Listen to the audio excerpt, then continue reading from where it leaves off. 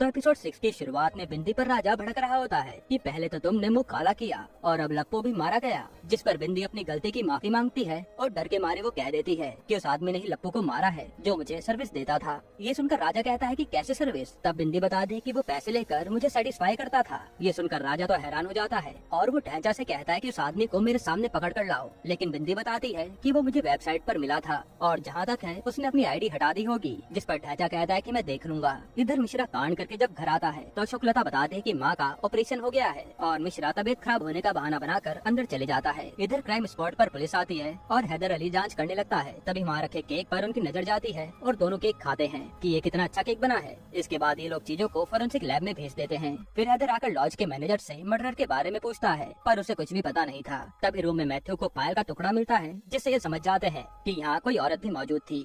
वहीं लप्पू की जेब से आधार कार्ड मिलता है, जो देखकर हैदर कहता है कि इस पर तो राजा की दुकान का एड्रेस है। जिसके बाद हैदर सीधा राजा के घर पहुँच जाता है और उसे लप्पू की मौत के बारे में बताता है। तब यहाँ ये लोग ऐसा रिएक्ट करते हैं जैसे इन्हें अभी अभी पता चला हो। फिर हैदर इनसे पूछताछ करके चले जाता है और राजा ढांचा से कहता है कि ये हैदर उस कातिल को पकड़े, उससे पहले हमें उसे पकड़ना होगा, क्योंकि अगर उसने पुलिस को सच बता दिया तो मेरी बहुत बदनामी होगी। और ये सब बिंदी दूर से सुन रही थी। इसके बाद ढांचा सीधा उसी लॉज में आकर मैनेजर से लप्पू के कातिल के बारे में पता करता है। साथ ही उसे धमकाता भी है कि पुलिस को कातिल के बारे में कुछ भी बताया तो तुझे मैं जान से मार डालूंगा और जो भी बात याद आए वो मुझे ही बताना। फिर जब यहाँ मिश्रा सो रहा होता है तो उसे लप्पू के बुरे ख्वाब आते हैं, जिससे वो जाग जाता है। इधर हम शंभू के घर पर अग्रवाल बिल्डर को देखते हैं, जिसका पैसा शंभू ने कमा दिया था। तभी वहाँ शोभा आकर बात संभालती है कि आपका पैसा आपको मिल जाएगा, जिस पर वो अग्रवाल भी मान जाता है। फिर शोभा अग्रवाल बिल्डर से एक बार उसकी बंदूक छूने को कहती है और हम देख पाते कि शोभा को बंदूक से एक अलग ही फैसिनेशन है। और पूरी बात होने के बाद अग्रवाल वहाँ से चले जाता है। इधर मैथ्यू जब तहकीकात करता है तो उसे देसी घोड़े के बारे में लोग बताते हैं, जो लेडीज को सर्विस देता है और वो असल में विनीत ही था। तब मैथ्यू देसी घोड़े को ही ढूंढने लगता है। फिर जब वो एक लॉज में आता है तो वहाँ का आदमी बताता है कि उसको तो मैं देखते ही पहचान लूंगा।